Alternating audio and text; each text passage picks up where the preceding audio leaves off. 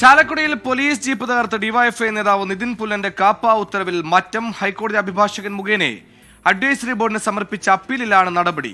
ജാമ്യാവസ്ഥ കർശനമായി തുടരാൻ നിർദ്ദേശം. സൂരജ് സജി തൃശൂരിൽ ചേരുന്നു. സൂരജ്, ഈ കാപ്പ ഉത്തരവിൽ മാറ്റം വരുത്താനിടയായ സാഹചര്യം എന്താണ്? ഈ ജില്ലയിൽ പ്രവേശിക്കരുതെന്ന ജാമ്യവ്യവസ്ഥ അതുപോലെ തുടരും എന്നാണല്ലേ മനസ്സിലാക്കേണ്ടത്?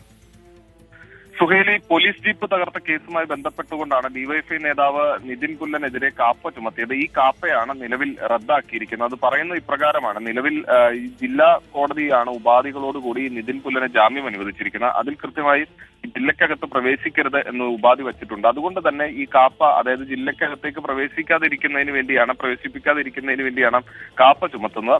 നേരത്തെ കോടതി ഉത്തരവ് പ്രകാരം ഈ ഉപാധികളിൽ ഇത് ഉൾപ്പെടുത്തിയത് കൊണ്ട് തന്നെ ഈ കാപ്പ ചുമത്തേണ്ട കാര്യമില്ല, നിലനിൽക്കില്ല എന്നൊരു വാദമായിരുന്നു നിതിൻ പുല്ലൻ മുന്നോട്ട് വെച്ചത്. തുടർന്ന് ഇത് അഡ്വൈസറി ബോർഡ് പരിശോധിക്കുകയും നിതിൻ പുല്ലന്റെ വാദം ശരിയാണ് എന്ന് കണ്ടുകൊണ്ടാണ് ഇപ്പോൾ ഇത് റദ്ദാക്കാനുള്ള നടപടി തീരുമാനമായിരിക്കുന്നത്. എന്തായാലും ഈ ജാമ്യ വ്യവസ്ഥകൾ കർശനമായി പാലിക്കുക എന്നുള്ളതാണ്. അതോടൊപ്പം തന്നെ ഈ സാമൂഹ്യ വിരുദ്ധ പ്രവർത്തനങ്ങൾ തടയുന്നത് കൂടിയാണ് ഈ കാപ്പ ചുമത്തുന്നതിൽ ലക്ഷ്യമിടുന്നത്. അത് ഈ ജാമ്യോപാധിയുടെ ഭാഗമായിക്കൊണ്ട് തന്നെ അതെല്ലാം അതിൽ ഉൾക്കൊള്ളും എന്നതിന്റെ അടിസ്ഥാനത്തിലാണ് നിലവിൽ ഈ കാപ്പ റദ്ദാക്കുന്ന നടപടിയിലേക്ക് കടന്നിരിക്കുന്നത്.